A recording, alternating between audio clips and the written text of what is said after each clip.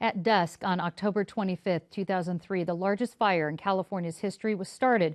Fueled by hot Santa Ana winds and dry brush, it burned from Ramona to Cuyamaca, Julian to Escondido, Scripps Ranch to Lakeside, and Mount Laguna to El Cajon. It took 9 days to contain the blaze that left 15 people dead and destroyed more than 2,200 homes and 2,800 buildings.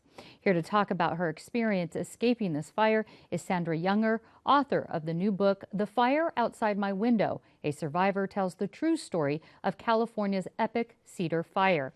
And CAL FIRE Deputy Chief of Operations, Kelly Zombro. Welcome. Thank you very much. Sandra, let's start with you. When did you know you had to evacuate from this fire in Wildcat Canyon where your home was, and how'd you do it? We knew we had to evacuate when we woke up about 3 o'clock in the morning and saw flames outside our window. We lived on the mountainside in the canyon, and directly across from us on the other side, on the other mountain, there was a huge swath of flames. So we realized we had to get out. We had very little time. We just grabbed whatever we could lay our hands on, mostly just pictures off dressers, walls. I threw them in a laundry basket. We grabbed our dogs, we grabbed some of my husband's negatives, and we ran for our lives. And you had to make it down through a lot of thick smoke at that point, right? In the middle of the night, and that had to be very difficult, I assume. It was difficult because the smoke was as thick as if you looked outside a plane in a thunderhead, and we literally couldn't see where we were going. I was driving and I couldn't find the road, and thank goodness a bobcat jumped right to my headlight at the moment that I needed him and dashed off into the smoke, and somehow I knew to follow him, and he kept us on the road. Got you out of there even though you did lose your home. Now, Chief Zombro, you were on duty at the San Diego Country Estates near Ramona when this happened. What sort of difficulties were you having in evacuating people? It was the sheer magnitude of the fire. It was moving extremely fast in a very large area. The sheriff's deputies were heavily engaged in the country estates and parts of Barona Mesa and so on. But this fire is in the middle of the night. It's getting exponentially larger quickly, and the sheriff's department had to bring in resources from all over the county, police departments, federal agencies, and so on to help with that. And there was no 911. There was no way to get the word out, correct? You tried to bring a helicopter in?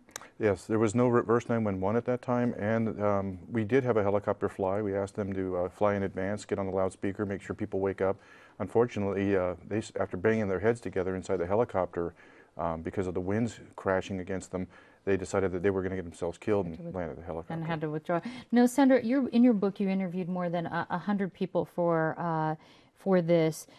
Give us an example of one of the stories of people, how they were coping with this. There are so many dramatic stories, even more dramatic than ours, driving down a mountain through smoke and flame.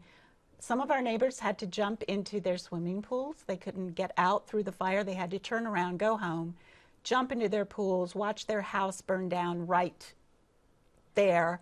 And they were even in the pool with snakes and rabbits and rats because we were all reduced to survival mode.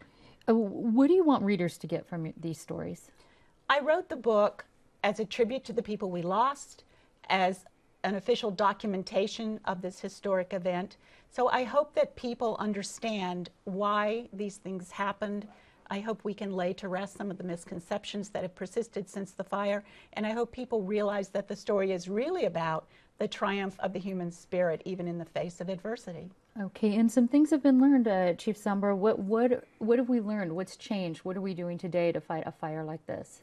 Well, a lot of things have changed in the county, and I want to say Sandra's book captures what had happened so that 30 years from now somebody can read and realize we also have a history repeating itself in this county, and this is not the first time we've been through one of these. Fortunately, though, since that fire, we've got the San Diego County Fire Authority, thanks to the County Board of Supervisors. We've got resources and support that is happening throughout the backcountry in those areas. The Sheriff's Department has 2 helicopters. The City of San Diego has 2 helicopters. None of that existed in 2003. The reverse 911, it's in place now. The 211, the San Diego's 211 program, so you can make phone calls to get information, all kinds of different things. And of course, 10 years into the technological world, there's Twitters and all those other things that can happen now that make it real-time information. Well, we have a lot more and your tips on what we can do to protect our homes from wildfire, but we are out of time. Sandra Younger and CAL FIRE Deputy Chief Kelly Zombro, thanks so much for joining us. Thank you.